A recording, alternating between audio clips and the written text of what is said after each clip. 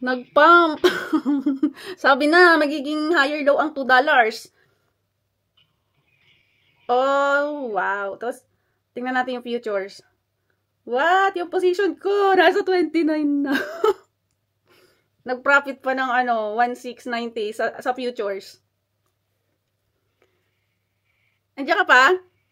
Mama, isisend ko sa'yo yung yung referral link ng BitGet para mag-position ka dito. Tuturuan kita kung paano ka makakapag-ipon ng maraming payo dito sa BitGet. Gamit lang yung profit sa futures. Ito. BitGet? Oo. Binabasa nga akong ganito. Ito, sisend ko yung link. Ano yan? Tapos download yung app. Oh. Ito, wait. Sa Pi din ba yan? Hindi, exchange to ng kung para mapera mo yung yung pay. Kung gusto mong, halimbawa, gusto mo kumurot-kurot pang bigas, pang gastos, pwede ka mag-withdraw. Tapos pwede ka din makabili ng kapalit ng pay. Bibili ka ulit gamit yung profit mo dito sa sa trade. Turo natin kung paano. Pero bago yan, mag-sign up ka muna ito. Okay, nasaan na yung link ko? Yung Pi ba, nasa na yan? Nakalinya na yan sa sa mga crypto? Oo, malapit na nga siya maging top 10 ng world crypto eh. Parang nasa yan nasa CoinsPH yata. Hindi, marami na nga pioneers ang nagsasabi sa CoinsPH na ilis na daw nila sa CoinsPH. Kasi, ayan nag-send ako sa'yo ng link, Mati mo. Click mo, tapos mag-sign up, tsaka verified ka din ng ID mo dyan. Tapos, tuturuan kita kung paano mag-set ng yung sa futures trade para magpa-profit lang yung habang tumataas yung price ng Pi. Kumikita ka. Tapos, pwede ka din makabili sa habang mababa ngayon. Gamit lang yung profit mo dun. Bakit ako parang wala pa akong naisasubmit na ID dyan sa sa Pi? Meron na-verified ka na dati pa. Siguro ginamit mo yung postal ID mo dati. Ay, ewan ko lang. Wala, sabi ko na nga ba, dire-diretso yung taas na ito. Ganun talaga mangyayari kasi nasa ground price ang Pi Network ngayon. Kaka-start lang ina-adapt na siya ngayon. So, pataas lang siya talaga ng pataas. Ito, gamit natin yung BitGet. Yung BitGet Exchanger. Diba? Kitang-kita yung one candlestick. Shoot sa moon, $2 na nag-trigger yung sa akin. So, makakabili ulit ako sa, madodoble yung naiipon ko ditong, Pi. Tingnan ko nga sa spot kung ilan yung Pi ko. Kasi nag-deposit lang ako ng, 27. Tapos, binalik ko yung 10 Pi sa, doon sa Pi wallet. Binalik ko. Tapos, papadamihin ko na lang yung Pi ko dito sa BitGet. Gamit yung trade. Nagtira lang ako sa BitGet ng 10 Pi. Magkano naman ang charge? Mura lang ang charge. Ang charge niya ay din, Pi coin din. Pero kung magkano yung yung asset na i-withdraw mo, nag-a-adjust yung transaction fee niya. Inopin ko yung may nakalagay accept non-essential cookies decline. Accept all. Yan meron na tayong 700 pesos na profit sa Pi. And then, ibibili natin siya ulit pagbaba para magdoble yung nabenta natin na Pi. I-accept ko tong dalawang pa? Oh, accept all cookies mo, ma. Wala namang nakalagay na all. Basta accept cookies mo lang. Accept cookies. So, nasa $2 ngayon yung Pi. 6 pa yung nabenta ko. Dapat 12 Pi sa same amount ng USDT. Mag-start na ako ng trade. May nakalagay dito, set password. Bakit nauna ang set password? Email. Magsa-sign up ka. Ano nilagay ko dito email? Video natin yung screen ko. Paano ako magsiset ng... Sa Pi? Isang lang ba? Yung details ko rin sa Pi? Hindi. Yung kung talaga yung mo, kahit yung email mo, or basta kung yung ginagamit mo dati pa. Kaya nga, yung sa Pi din. Yan. Pareho lang ba? Nag-charge ako ng phone eh. Pareho lang sa Pi, saka sa email at saka phone number? Ikaw bahala. Basta tanda mo yung password mo. Password. O, siyempre, tanda. Wait lang. Saglit. Maglalagay man ako password. Kukunin ko lang yung yung cellphone holder ko. Wala akong cellphone holder. Hindi ko maitayo tong ano. Alin dito ang mo, ang invites you to sign up. BGU. Saglit. Yung code ko, BGUSER, ganun. Ito yun? code ko, saglit. I-screenshot ko. MGXW1HV7. Copy mo lang. Ay, hindi pa nga ako nakakapaglagay ng email or ano. Okay. Okay lang yan. Basta mag-sign up ka. Lalagay ko email. Ay, ito na, nakalagay na pala yung yung referral code. Ayan, magsiset tayo ng position sa spot kasi nag-sell tayo sa $2 nung ating na may napay. So, punta tayo sa, ito ay BitGet Exchange. Ganito bumili ng Pi token sa BitGet. Click lang yung link ko dyan. Then, mag-sign up ka sa BitGet. Then, pag verified and sign up ka na sa BitGet, ayan, accept mo muna. Ayan, dyan tayo mapupunta. Pero, let's say, na kapag sign up ka na dyan and may verified BitGet wallet ka na, punta ka na dyan. Then, yan, nag-deposit nga pala ako ng 26 plus 1, bali 27 Pi. Then, nag-set ako ng position sa $2 na price ng Pi. Pero, 6 lang yung Pi na sinel ko.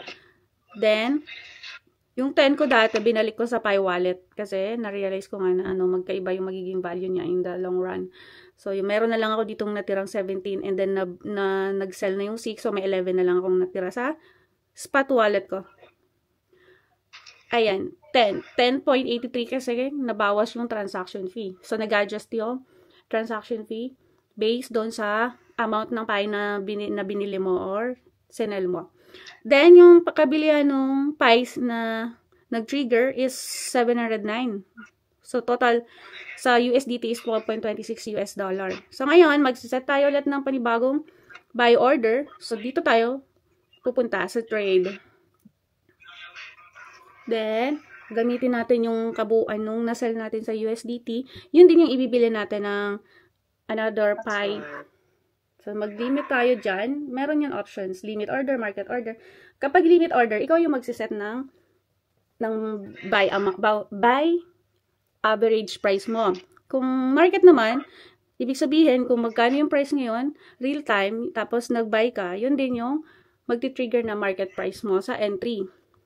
So, since nasa $2 pa rin yung price niya ngayon, hindi ka pwedeng maglagay ng buy order dito kasi kakasell mo lang sa $2. So, syempre, malulugi ka.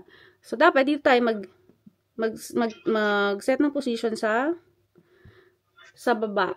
Okay, para mag times 2 yung na-sell natin na 6 Pi. So, paano gawin? Meron dito time frame. Depends sa'yo kung saan ka dyan papasok na time frame. So, pag sa 1 seconds, every buy and sell in 1 seconds, dito siya. Ito yung chart niya. Ito yung candlestick niya. Tapos, yung price niya nandito sa side. So, yon. Dito ka magdi-determine kung anong entry point mo dyan. But, kung gusto mong tingnan in the higher frame, like let's say 5 minutes, so, ganyan yung galaw niya.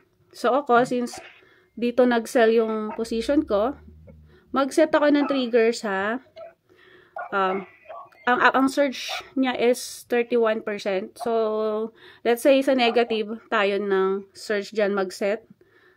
Kunin natin tong candlestick sa baba. So, I want to set my trigger to 1.8. Tingnan natin sa mas mataas na time frame. So, yan. Doon, may kita mo ng malinaw yung malalaking candlestick sa higher time frame. So, kung dito, pag ibig sabihin sa dito ka sa baba, nag-set ng trigger. Kung sakaling mag-sideways yung market trend at biglang siyang suddenly, biglang may nag-sell and nag-dump siya dito sa part na to, luckily, makakabay ka na times 2. So, kung di mo siya isi-sell sa $2, mag-antay ka ng $3, magta-times 3 dun sa sell amount ng USDT mo ngayon. So, ako gusto ko, mag-set ako sa 1.8 So, feeling ko kasi hindi siya mabababa ng 1.7 eh.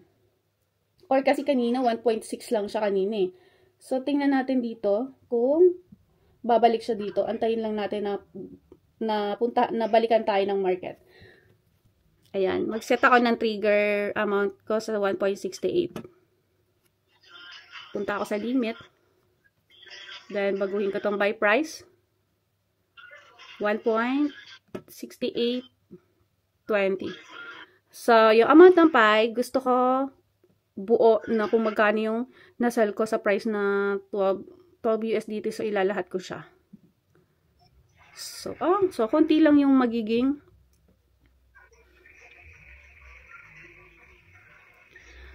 babalik. So, sa 12 US 7 lang yung quantity ng pie. So, 1 pie lang din halos yung makukuha ko. Pero at least, nadagdagan ng 1 pie. Depende na lang kung ang sell mo ay sa $10.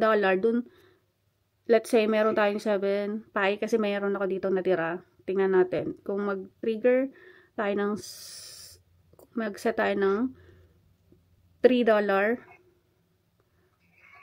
$3 ang price. Then, yung quantity is 7.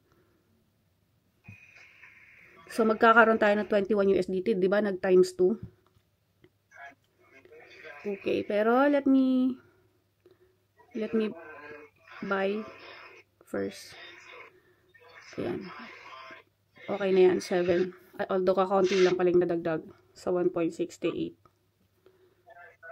Gawin ko kaya itong 1.57. So, meron ako 7.8. Select in this order. Ano to? I-okay ko?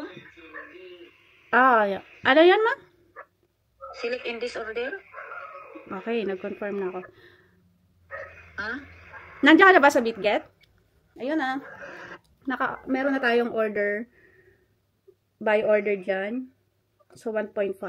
So, sana, kung sakaling bumalik dyan si market, ayun na. Diba? Higher low na siya, oh. $2 no. Babalik siya sa original listing price niya ng 3.4. Lapit na. Ano nang gagawa mo dyan, ma? Kasi may nakalagay dito, create an account. Create account. Tapos may lumabas, select order. Bakit malabo yung referral code na nakaano dito? Alin? Saan, ma? Sa referral code, may nakalagay ng dati, pero malabo ang pagkasulat. Teka lang, ito. Tingin nga.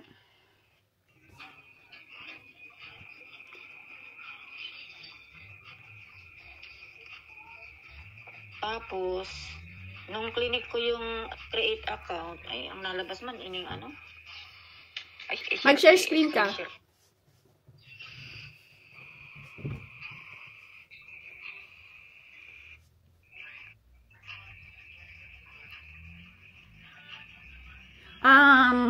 Dito na lang, tapusin ko na muna, tulungan mag-set up ng account si mother. BitGet. Yan o. Ay, nag-create siya ng account. Ayan. Tapos, dun sa, referral code, nag-set na. Hindi, ganyan talaga. Wait lang. Check ko, MGXW1. Tama. Create account. Yan ang nag-set up. Ayan, sundan mo yung select in this order. Kung ano yung picture doon sa may taas, doon sa tapat ng select in this order, yun din yung i-click mo. I-click mo muna yung ganun. Gayahin mo lang kung alin yung mga kaparehas niya na drawing. Yan, okay. Tapos, enter 6-digit verification code to your email address. Puntahan mo yung email address na nilagay mo. Tingnan mo yung message ng BitGet.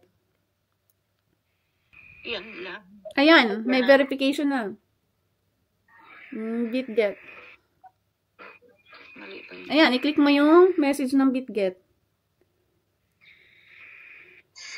Ayan, kunin mo yung code. I-copy mo lang. Copy mo na lang. Pwede mo yun makopy eh. Pero 090566. Type mo na lang. 0566, yes. 090. 566. Yan, sign up. Ayan, account created. Next step, account complete. Ayan, verify now. Sa baba, may nakalagay. Click mo yung verify now. Sana? Sa baba, i-drop down mo. Sige, click mo. Click verify.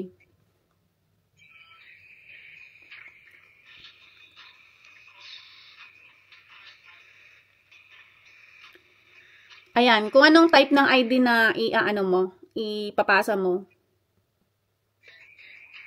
Anong nandyan mong ID? National ID? National ID. O yan. Select issuing country. Hindi, mag-ano ka dun sa ID type, hanapin mo yung Philippines. Lagay mo PH para madaling i-select.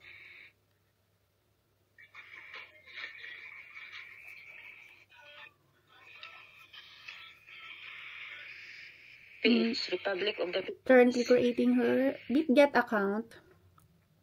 Ang pwede lang ma-ID card, National Health Insurance Card, Postal Identity Card, Passport, Driving License, Residence Card. Anong meron ka dito? National ID. National Health Insurance Card. Recommended. Yun na. Click mo yung first, yung ID card, yung recommended. Wala man akong national insurance. Ano ba? National ID. Pwede yata yung PhilHealth. PhilHealth? Oo, kasi merong yun may address yun eh. Wala naman akong PhilHealth. Baka hanapin ang niya, number. Try mo lang yung, click mo na lang yung pang-una. ID card? Click mo nga yung pang-una. At wala ka naman ng tatlo eh. Yan, continue. Ayan, ensure that the image you take is clear and that all information on the ID is fully visible. Ayan, government issued ID, original size. Click mo na yung continue.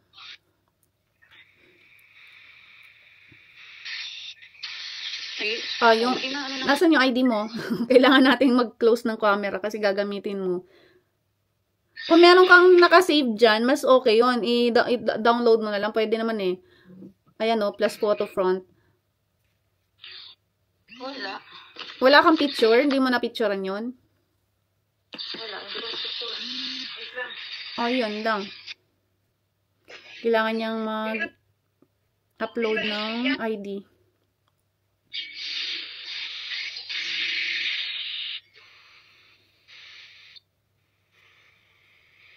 Bagay sa akin, dapat ganyan na lang yung eyes ko. Para hindi kita yung eye bags. Diba?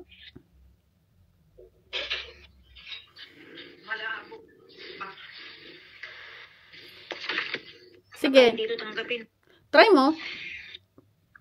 Pinicturean mo ngayon. Dapat meron ka nakasave kasi na yung talagang nakascan yung mo sa camera. Alam ko may mga camera na ganun eh. Ayan babay muna kasi hindi ka makakapag-picture pagka naka-video call. Sige. Message ka na lang ulit kapag nakapag-upload ka na. Bye-bye. Tawag ka ulit. Sige na, bye-bye na. Okay po. Shoot. So, tuturuan ko si mother kung paano mag-trade sa BitGet. Then, mag-set ng position para makasunod siya sa pag-pump ng Pi token. Since nasa ground price pa lang tayo and marami pang mangyayari sa Pi network na magpapataas ng value niya. So, maglalagay na tayo ng position para kumita tayo ng pang bigas-bigas. So, yun. Balikan na lang natin ulit si mother pagka nakapag-setup na siya ng verification. See you!